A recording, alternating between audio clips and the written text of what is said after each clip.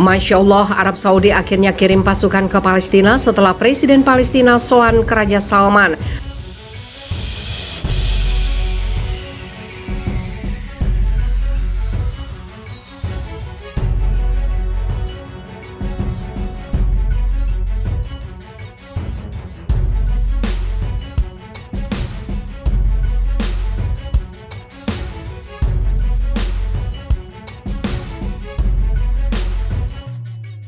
Posisi Israel semakin terdesak yang katanya sekutu malah bikin pusing Zionis. Bagaimana tidak, Arab Saudi diam-diam bantu Palestina dengan mengirimkan senjata dan pasukan perdamaian demi menghalau kekerasan yang dilakukan militer Zionis di pemukiman Palestina dan juga tempat-tempat ibadah.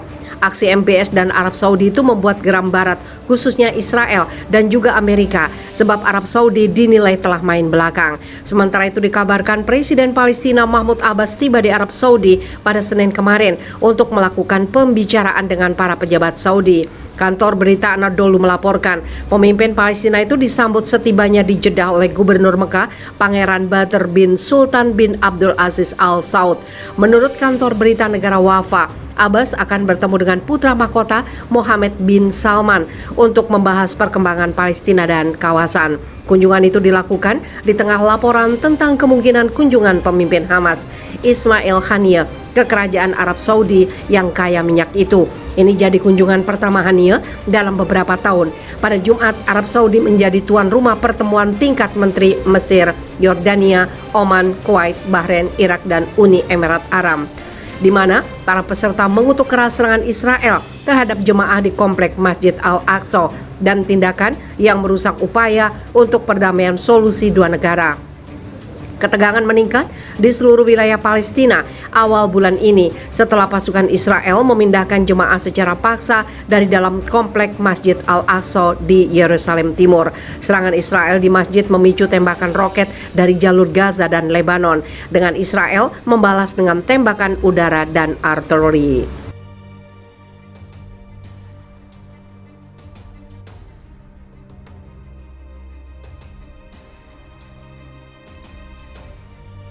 Para tentara dan pemimpin Israel dibikin kepanasan oleh aksi yang terjadi antara Hamas dan Arab Saudi. Bagaimana tidak, hal yang tidak biasa ini terjadi di tengah eskalasi antara Israel dan Palestina yang memuncak, membuat Arab Saudi dikabarkan memberikan bantuan kepada Palestina, khususnya pada pasukan Hamas yang tidak gentar untuk terus melawan dan menggempur Israel.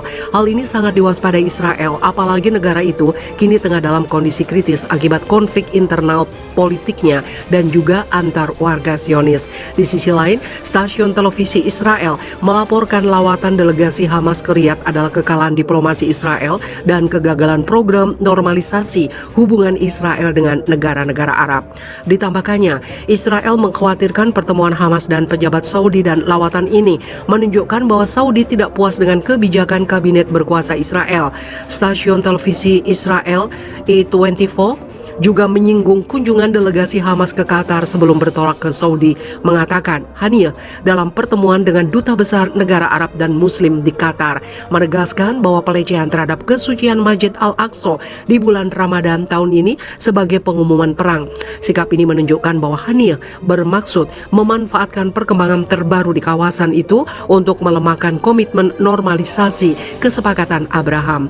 Selain itu, kata E24, lawatan delegasi Hamas ke Saudi juga dilakukan untuk menciptakan isolasi diplomatik yang lebih besar bagi Israel di Timur Tengah.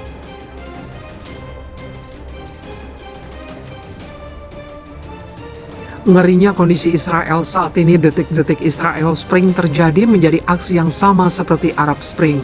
Rezim Zionis Israel menyaksikan demonstrasi publik terbesar dalam beberapa hari terakhir. Beberapa media melaporkan sekitar 700.000 orang memprotes kabinet Benyamin Netanyahu. Sementara media-media Arab menyebut perkembangan di wilayah pendudukan Israel Spring. Gambaran media-media Arab dibarengi dengan kemarahan kaum Zionis. Surat kabar Zionis Haaretz mengkritik pendekatan media-media Arab, terutama Mesir terhadap demonstrasi saat ini di wilayah pendudukan dan mengumumkan bahwa penggunaan judul Israel Spring dalam liputan berita tentang krisis saat ini di Israel adalah semacam kejutan. Surat kabar berbahasa Ibrani ini mengecam beberapa media yang menggambarkan perkembangan di Tel Aviv sebagai akhir dari Israel menanggapi penolakan publik yang meluas terhadap rencana reformasi peradilan. Netanyahu mengumumkan penangguhan sementara rencana ini setelah banyak tekanan dan konsultasi ekstensif dengan para pemimpin koalisi. Perdana Menteri rezim Zionis mengumumkan penangguhan rencananya yang kontroversial tentang sistem peradilan rezim ini dan mengatakan, "Saya telah memutuskan untuk menghentikan rencana tersebut dan saya memberi waktu untuk berdialog." Sekalipun demikian, ada dua tindakan Netanyahu membuat para Zionis khawatir. Tindakan pertama adalah memberhentikan Menteri Perang Zionis Israel Yoav Gallant, Menteri Perang Kabinet Tel Aviv, termasuk di antara anggota kabinet yang secara terbuka mengkritik rencana reformasi peradilan yang kontroversial. Pernyataan Gallant menyebabkan Benyamin Netanyahu, Perdana Menteri rezim Zionis, memecatnya pada hari Minggu kemarin. Ketika Benyamin Netanyahu, Perdana Menteri Zionis Israel, untuk sementara menghentikan rencana reformasi peradilan, para tokoh dan media Israel menyatakan keprihatinan tentang kemungkinan terjadi Israel Spring dalam waktu dekat.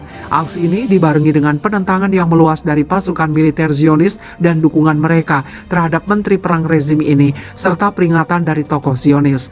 Ami Ayalon, mantan Direktur Badan Keamanan Zionis Israel, mengatakan dalam hal ini Netanyahu mengambil langkah besar lainnya dalam perjalanannya untuk membubarkan tentara dan membahayakan keamanan rezim. Jalan memahami lebih baik dari siapapun proses berbahaya yang dipimpin oleh pemerintah. Yuli Edelstein, anggota Partai Likud dan Ketua Komite Urusan Luar Negeri dan Perang Knesset, juga memperingatkan tentang konsekuensi pemecatan Yoav Gallant dari Kementerian Perang rezim Zionis, menyatakan bahwa dia telah mendengar laporan yang mengganggu tentang situasi keamanan. Menurutnya, dalam menghadapi situasi keamanan saat ini menjadi jelas ketika kita mengatakan bahwa sekarang bukan waktunya untuk perubahan di Kementerian Perang. Tindakan kedua Netanyahu adalah memanggil para pendukungnya untuk mengadakan demonstrasi mendukung kabinet. Tindakan Netanyahu bisa dibarengi dengan reaksi oposisi yang termobilisasi berujung pada terjadinya konflik internal. Dalam hal ini, Naftali Bennett, mantan Perdana Menteri Zionis, dalam pesan audio pada hari Senin mengakui bahwa Israel berada pada titik paling berbahaya sejak Perang Oktober dengan Mesir pada tahun 1973.